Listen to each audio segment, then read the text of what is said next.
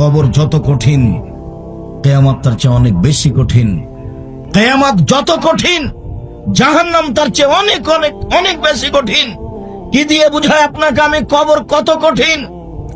রাসূল সাল্লাল্লাহু আলাইহি ওয়াসাল্লাম বলেন, যখন তাকে কবরে জিজ্ঞাসা করা হবে দ্বীন সম্পর্কে, মুহাম্মদ সাল্লাল্লাহু আলাইহি সাল্লাম সম্পর্কে, ইসলাম সম্পর্কে, সে যদি উত্তর দিতে না পারে, ইয়াযরিবু যারবাতান, এত জোরে তাকে ফেরেশতা মারবেন, ইয়াসিহু সাইহাতান, সে বাপরে মারে করে চিৎকার করবে, ইয়াসমু মাওয়াইদাল মাশরিকুল মাগরিব ইল্লা সাকালাইন, সারা পৃথিবীর জীবজন্তু, কীট পতঙ্গ, পদার্থ, জড় পদার্থ সবকিছু তার চিৎকার শুনতে পাবে, মানুষ আর জিন শুনতে পাবে না।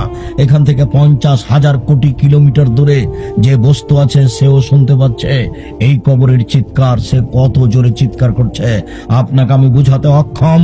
মুহাম্মদ সাল্লাল্লাহু আলাইহি ওয়াসাল্লাম বলেছেন, যে মারে সে চোখে দেখে না, যে মারে সে কানে শুনে না, যে মারে সে ফেরেশতা, তার রং বিভিন্ন ধরনের, কালো নীল, ভিন্ন ধরনের রং, চোখে দেখে না, কানে শুনে না, কোথায় মারছে আর চিৎকার যে করছে ও শুনতে পায় না, যার কারণে তার মারার গতির পরিবর্তন হয় না।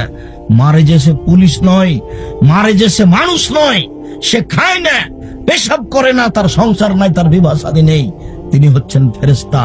প্রথম বাড়িও যেমন, শেষ বাড়িও তেমন। এইভাবে তাকে মারতে থাকবে বিচারের দিন পর্যন্ত। রাসূল সাল্লাল্লাহু আলাইহি সাল্লাম বলেন, যে লাঠি দিয়ে মারা হয়, যে হাতুড় দিয়ে মারা হয়, সেই হাতুড় যদি পাহাড়ের উপরে মারা হয় তাহলে ফায়াসির তোরাব, সেটা পাথর হয়ে যাবে, ধুলা হয়ে যাবে, একবারে খান খান হয়ে। পাহাড়ের উপরে মারা হলে পাহাড় ধুলা হয়ে যাবে। যেই হাতুড় দিয়ে মারা হয়, সেই হাতুড়টা যদি পাহাড়কে মারা হয় তাহলে পাহাড় ধুলা হয়ে যাবে। মুহাম্মদ সাল্লাল্লাহু আলাইহি সাল্লাম এইভাবে বলেন। কি দিয়ে বুঝায় আপনাকে আমি কবর কত কঠিন?